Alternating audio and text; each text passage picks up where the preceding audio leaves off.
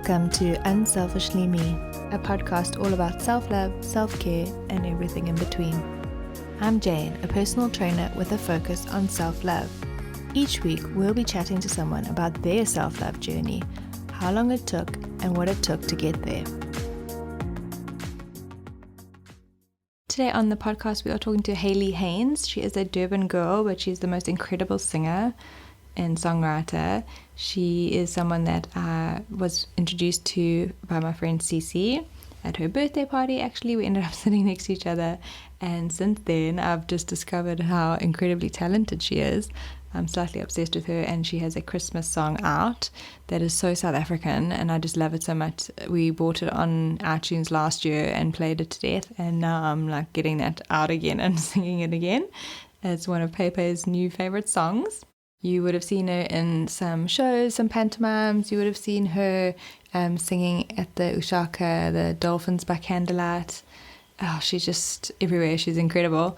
And she's actually just launched a 4-song album online as well that you can purchase. And the one song is incredible. I'm going to play a snippet here. It's just all about Africa, and it just gives you all the feels. So I hope that you guys will go check it out. And I'm so excited for you to listen to Haylea and just find out a little bit about her. So welcome to Haylea. Tell us a little bit about yourself. Thank you, Janie. Thanks for having me in the Zen Den. It's so lovely to be here. Yeah, we're all so chilled. Your outfit is perfect for Zen Den. Thank you. I'm wearing a little shift shirt with music notes on it. Obviously. When you walked in, I was like, ah. It's the only music note thing that I own, actually. Yeah, but I love it. Janie, as you know, I'm a singer and actress, and I'm based in Durban. And lucky us. And yeah.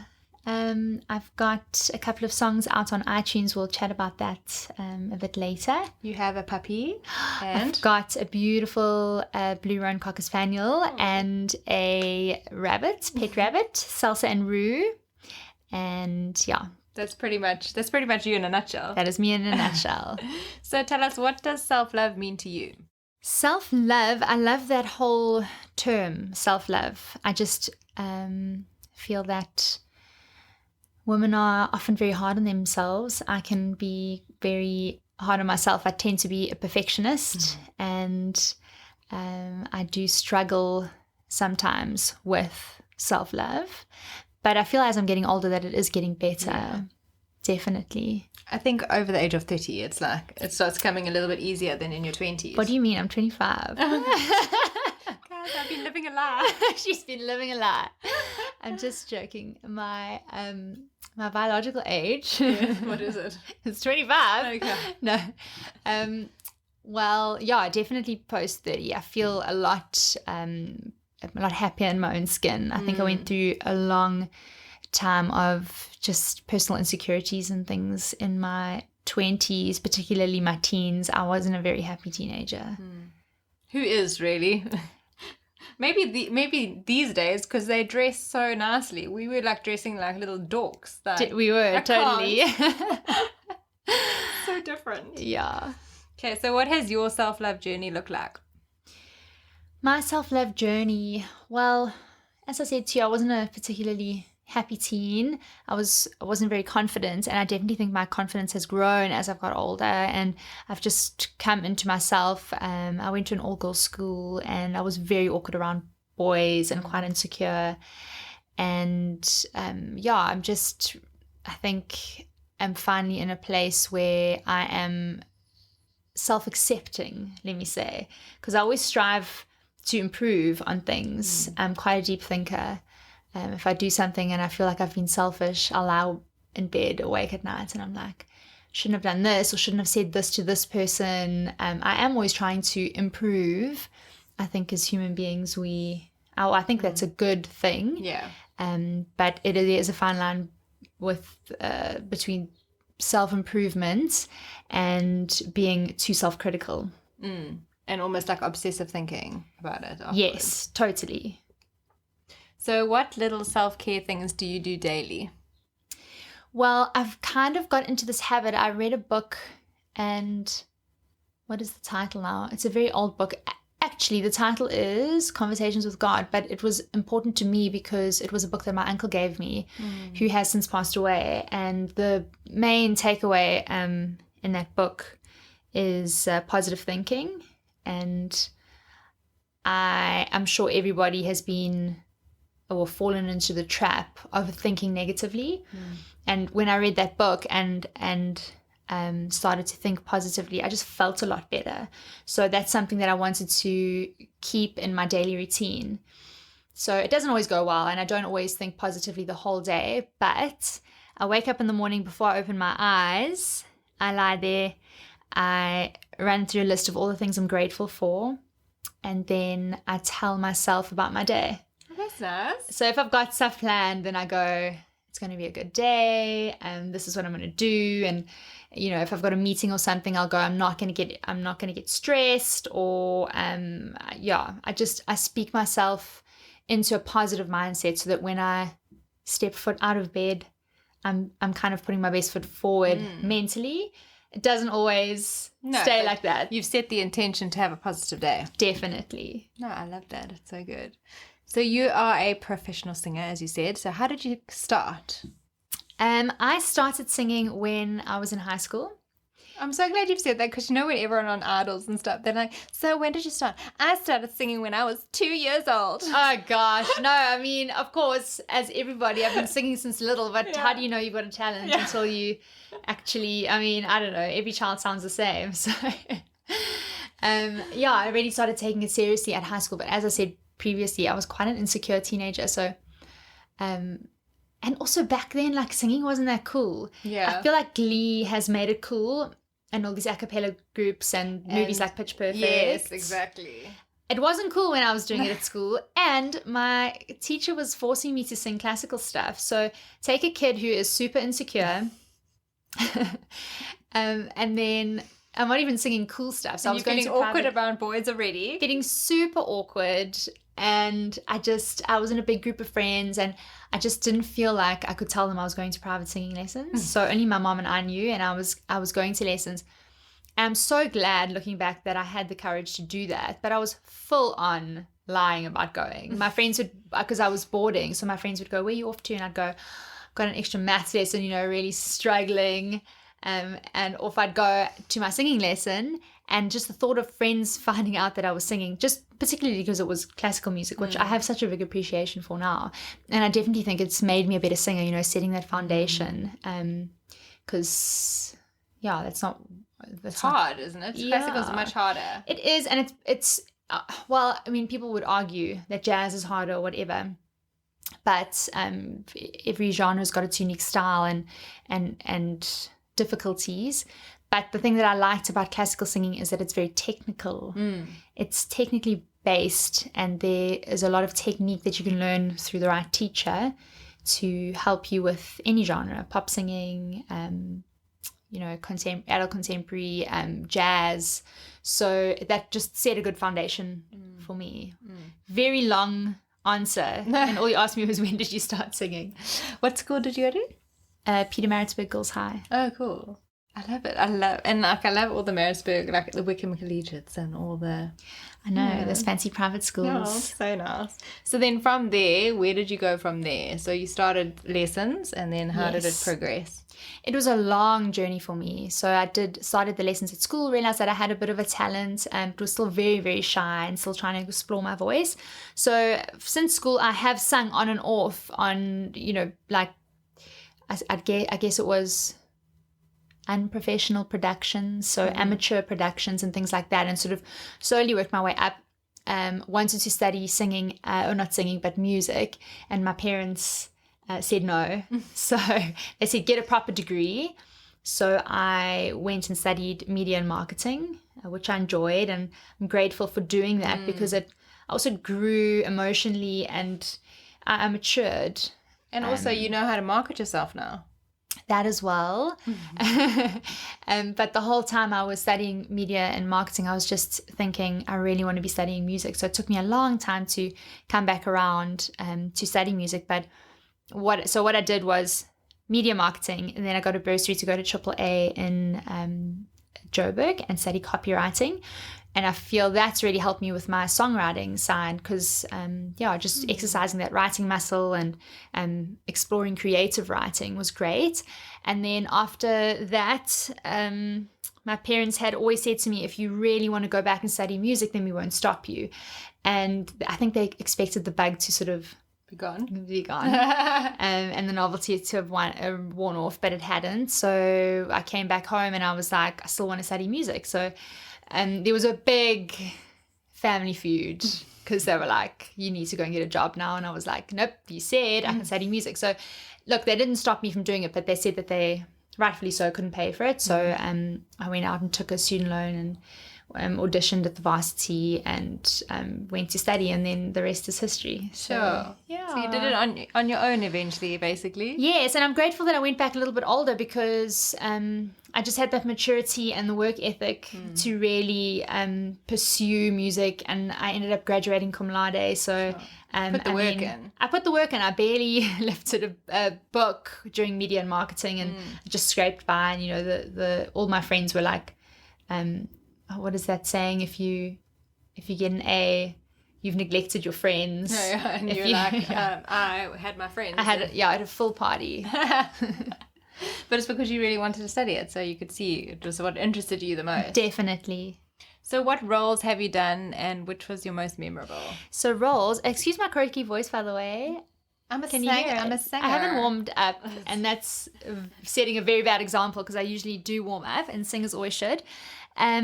So my some of my favorite roles have been playing the Baroness Schrader in The Sound of Music, and that I saw that. You saw that? That was actually my first show that I ever saw you in. Like, I'd known of you from like CC and Dom, but that was like the first one, and I didn't know that it was you then. But I came to the show because I don't know why I came. I think a friend's daughter was in it or something. I came as media, I think. We were invited as media. And then I saw you, obviously. And then only afterwards, when I got to know you more, then I realized that was you. Well, I mean, I knew it was you, but not as connection, you know? Yes. It was so good.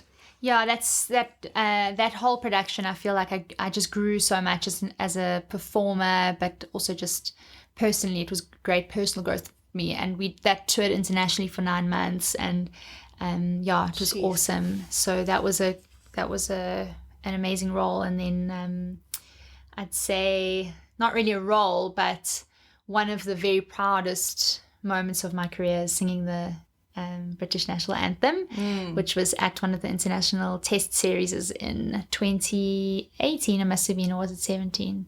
It was 2018. Felt like 2 18 years ago.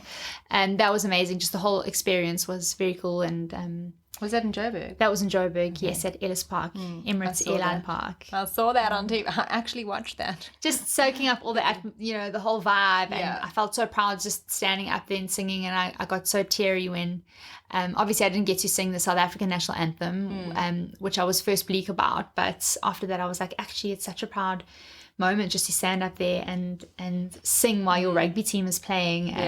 And Zulani from Freshly Ground sang our anthem, and I just got so emotional. I sang first and then she sang, and then I just got this chance to soak it all in, and it was incredible. It's almost like you're glad that you went first. So Totally. So you weren't emotional Pressure when you was had off. to sing. No. Yeah. I've always wondered, like, for people like that, because I know that it must be hard when there's so many people. Like, how do you feel in that moment? Like, are you super nervous? Where are you looking? There are so many people there. Are you looking at the camera? Are you just looking at a point on a wall? Are you aware of all the people? And how do you sound? I always worry about your sound because of the echo and... Yes, so I had in-ear monitors in, so that helped me. What do those do? Let's just explain to people. They block out the sound completely. Okay. So it's literally a mini monitor that goes into your ear. So usually... If you've ever been to a barnyard show, you see those big speakers at people's feet. So that's just, they're not hearing what the audience is hearing through the big speakers. They're hearing what's coming, facing them from the floor. So you shrink those and pop them in your ears, kind of like that, and it blocks out all the sound. So when they're in, you can't hear anybody. But you can hear the backtrack, and you can hear yourself singing. And you can hear the commentators. It's essentially the live feed going to the audience at home. Okay. Yeah. Because I was always wondering, I'm like, if it blocks out, then I was like, it almost sounds like when you're popping in, when you're popping in, closing your nose and stuff. But so obviously, I had the backing one track that slightly comes out. through. Some people like to have them slightly out just so that you can hear and make sure your pitch is right. It is a bit funny. You feel if your ears are blocked, they feel a bit restricted, and you feel like you can't move your jaw properly, and you don't. Yeah, that restriction is not good for singing. So some people take one out. Yes. Other people sing with them both in, and I think it's whatever you're used to. But they're a great piece of technology. They just help you with pitch and then obviously timing and stuff. But getting back to your question, I was totally freaking out on the sideline. I think as a singer or as a performer, you learn to get over your nerves. Yeah. But for a long time, I hadn't been nervous for years. And then at this big event, I really felt it standing there. I got like heart palpitations and I had to give myself a little pep talk. I was just like, you've done this. It's honestly not a big deal. Do it well, and then freak out afterwards. Yeah. So I kind of like, you just get into that mindset of like, this is every other performance you've ever done. So you just switch that little performer mentality on. And I remember at a point, I clearly remember freaking out on the sidelines. I had my in-ears in. And then one of the technicians was like, Mrs. Heyns, please stand by.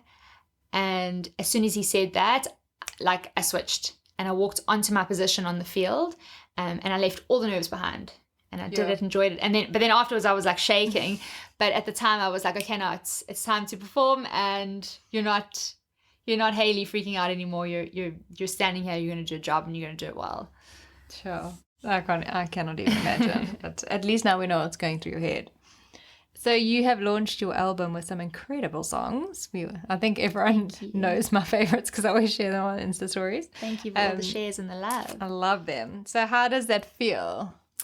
It is very surreal, I suppose. It's something that I've dreamed about forever, since I even knew I wanted to be a singer. Of course, you dream about writing your own stuff and, not singing covers all the time. So it's a huge milestone for me just to be able to have work that is my own, that came from my heart and my soul. And a lot of people ask me very often if I wrote the songs. I did write the songs. Yeah. So that for me just feels amazing, and just to have some nice feedback from people. But they are like really, I'm not just saying that, they are like really amazing songs that, and I've said this to someone, a writer overseas, she's Alex, she's South African, and even when I read a book and I said, I hope she doesn't take this the wrong way, but it's almost like it doesn't feel South African, like it reads American, like she's an American writer. So the same with you with your songs, it doesn't sound like it's a South African song, if that makes sense. It almost sounds like an American song. Thank you. Do you know what I mean? Like it doesn't feel like, no, I suppose we're self-degrading, but we always love watching the normal Hollywood movies. Yes, as opposed to South African movies. Yeah. It's the same thing. Like we'll rather listen to American singers and overseas singers than South African singers. But you sound, and the songs are written in a way, it sounds like an overseas singer. If you didn't know who you were. Do you know what Thanks, I mean? Janie. That's a huge compliment. Yeah, I was like, I hope it doesn't sound bad, but yeah. No, I had a good production team working on it, so and they've got a really high standard.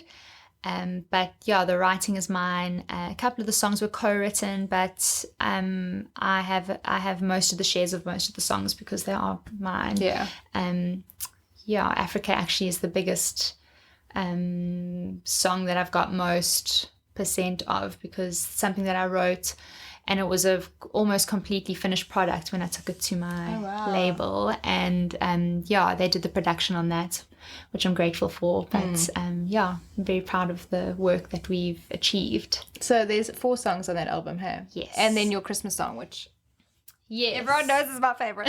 Yeah. Guys, when we are always listening to Christmas songs and they're always talking about snow, and we're in South Africa, like it's so hot. So at least with her Christmas song is talking about cheer in the air and not chill. And summer sun. Summer sun, and it's just so nice. If you haven't downloaded it, because I've been sharing it and I always shout at people to buy it. Christmas in July is coming up, you can use it in July. Any opportunity. So you must go listen to them. Now, obviously, if you look for Haylea Heyns on iTunes or anywhere, you'll find it.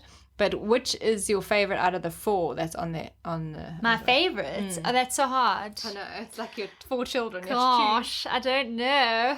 I feel like My Heart Belongs in Africa is probably the most special. That is the most special song for me, and whenever I sing it live, I just I just get emotional. Aww. Like, I have to have a moment. I did a gig recently, it was in Feb, and I was introducing the song to the audience, and out of nowhere, like I'd been laughing and joking and just having a good old time, and I started introducing the song, and I just welled up, and I was just like, I need just 10 seconds to pull myself towards myself. It just means a lot to me, that song, and it's special. I feel like the words and everything, any South African, whether you're living here or you've moved overseas, I feel like it can resonate with everyone, and that's why I think it's special. Like every time I hear it, I get goosebumps. Especially when we did it for Secret Sunset. Oh yeah, that was so special. We did a Secret Sunrise, a Christmas sunset. We did 2 in December, but we did one in Umhlanga that we always do. And our big secret was that Haylea was singing 2 of her songs live, and that was like my favorite. It's just like I had goosebumps.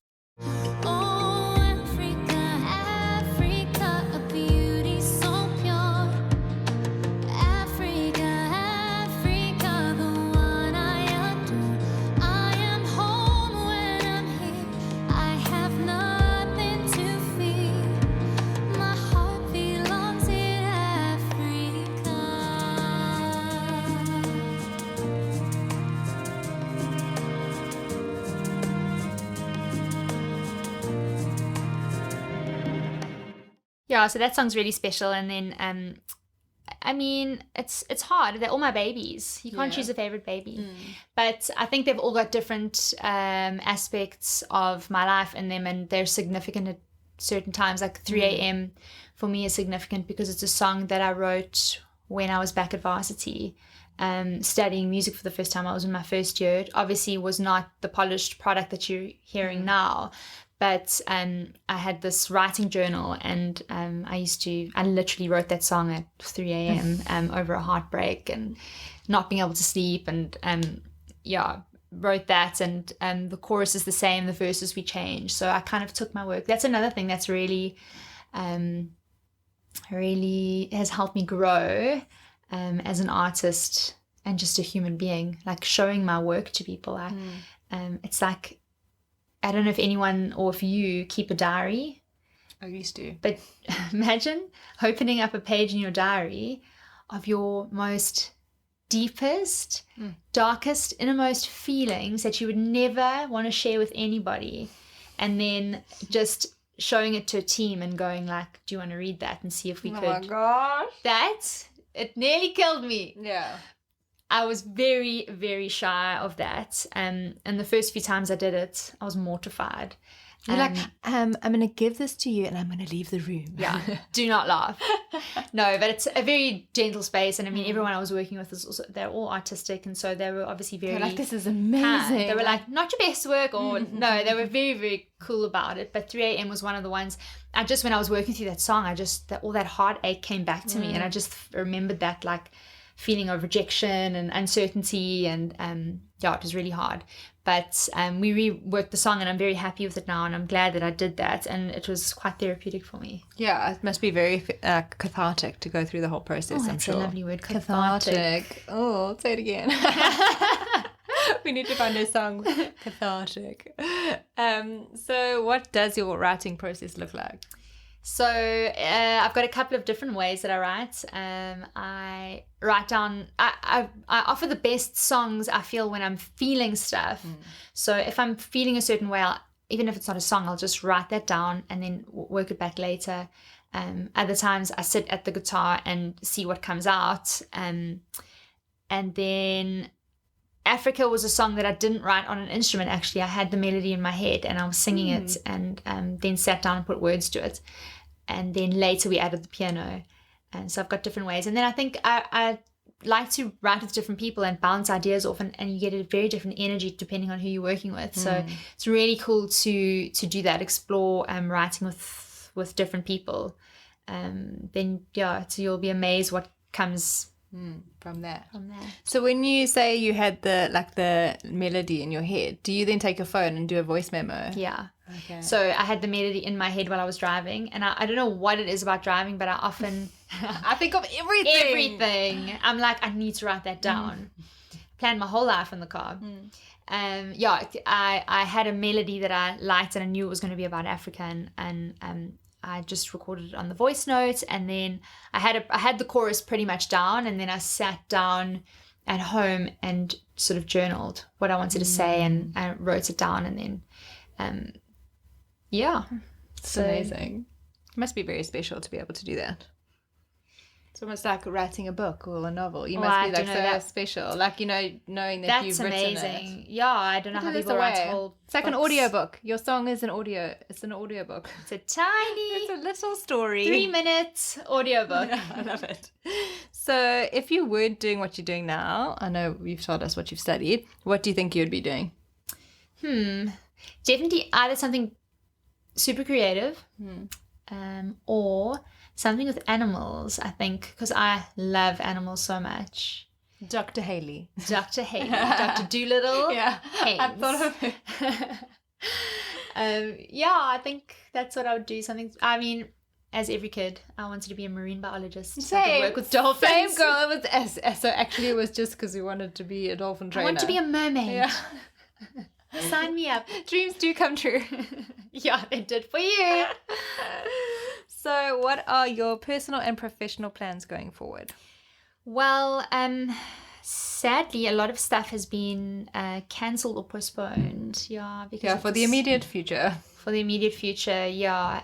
But I'm totally okay with that. I know it's for the benefit of, the greater community, and it just feels kind of scary. I had all these cool gigs lined up. And one has been postponed till November, but we don't even have a set date yet for that until this whole thing has calmed down worldwide. Yeah. So really not too much. So basically just playing with your puppy and your bunny. Yes, which is a joy in itself. Yeah. And basically you could be writing songs, I suppose. I'm going to use it to write. I want to do some covers and pop those on social media. So yes, please. So if you follow me, or just keep an eye out. I'm going to be doing. You should do some IGTV music on your IGTV on your Instagram. That is a great idea. Sitting there with your bunny and your pup and your guitar and they don't always get along, so sometimes it's pandemonium. Maybe one of each. Just maybe one for one song and one for another. Great idea. Because then we can do like songs with Haylea, something to get you through coronavirus. Love it. Yes, we need to do that. I've also started, interestingly enough, and what I want to work on over this time is writing children's books. Ooh. So I'd love to trial them out on PayPay. Okay. We are ready. Great. Yay. Yes, please. So that's what is in the immediate future for me. I love it. Maybe you can do some kids' songs as well, can come from the books, maybe. Possibly. Some kids songs. So where can people find you on social media? Because now they want to come and see your music videos sitting in the lounge. Boom, boom, boom, shakalaka. Well, my Instagram, Facebook, Twitter handles are all the same. It's just at Haylea Heyns. Haylea with an EA. Yes, so the spelling's a little tricky. It's HAYLEA HEYNS. At Haylea Heyns, and my website's also hayleyheyns.co.za. I'm on Facebook, Instagram, a little bit of Twitter, not much. And that's You're very active on your Instagram and your stories. Yes, and stuff, I am. Which is divine. Yeah. Oh, but thank you for joining me today, my friend. It's so nice to chat to you and to find out that information about the inner ears, because I've been wondering that for years. I'm always like, shame, I wonder what they are hearing. Does it sound echoey in there? No, it's great. They are great. But thank you for having me in the Zen Den. It's always so lovely to catch up with you, and I love your whole self-love brand and positive energy that you're giving out. You always give the most amazing, just positive vibes to everybody, and I think the world needs more people like you. Thanks, my friend. Wow, goosebumps. Yay. Next time we'll have to get you in our leggings when they launch in the next few weeks, the affirmation. Oh, sounds great. Gonna have to, guys, I've just thought of it. She's going to do a self-love event with me, and then she will sing to you about being amazing in my Mermaids and Unicorns Unselfishly Me self-love leggings. Sounds good. So fab. Okay, I will see you guys next week. Thanks for listening to Unselfishly Me. Follow us on Instagram at unselfishlyme and check out our website www.unselfishlyme.com.